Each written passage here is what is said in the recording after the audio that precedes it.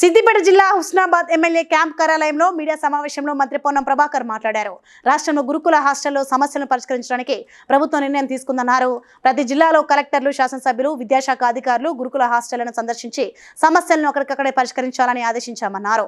విద్యారంగ సమస్యలకు 5,000 కోట్ల రూపాయలు కేటాయించామని, అన్ని విద్యా సంస్థలకు స్థలాల కేటాయింపు జరిపి పక్క భవనాల నిర్మాణం చేపడతామన్నారు. నియోజకవర్గంలోని యువ రైతులకు వ్యవసాయాధారిత పరిశ్రమలను ఏర్పాటు చేసుకోవడానికి ప్రభుత్వం తరపున అవసరమైన రుణాలు ఇప్పించేందుకు కృషి చేస్తున్నట్లు వెల్లడించారు. రాష్ట్రంలో గురుకులాలకు సంబంధించి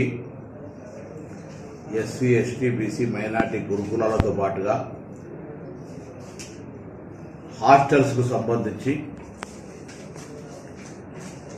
క్షేత్రస్థాయిలో ఉన్నటువంటి సమస్యలన్నీ పరిష్కరించడానికి ప్రభుత్వం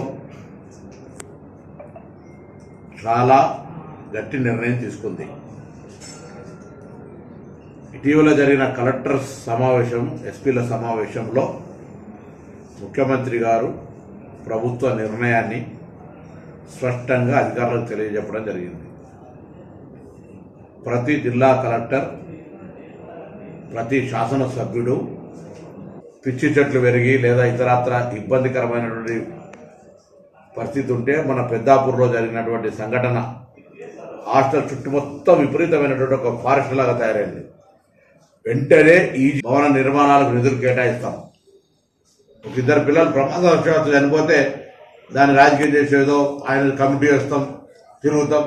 అదే మీరు ముందు 10 సంవత్సరాలు ఏం చేశారో చెప్పండి. ఈ హాస్టల్స్ రెడీ చర్చకు. గురుకులాలు ఇచ్చినట్టు గురుకులాలు ఇస్తే కిరాయి బంగ్లాలు ఏడవడదాలు ఇచ్చారు. వాటికి ల్యాండ్స్ కూడా ఇవ్వలే, బిల్డింగ్స్ కూడా కట్టలే, అరకొర సౌకర్యాలతో ఉన్నాయి. ఫస్ట్ మేమంతా కొత్తగా ఇచ్చేదానికంటే ఎక్కువ ముందు వీటన్ని స్ట్రీమ్ లైన్ చేయాలని ప్లాన్ చేస్తాం.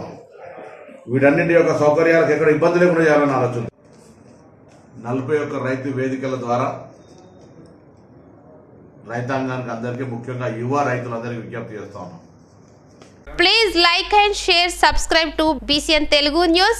Please like, share and subscribe to BCN Telugu News.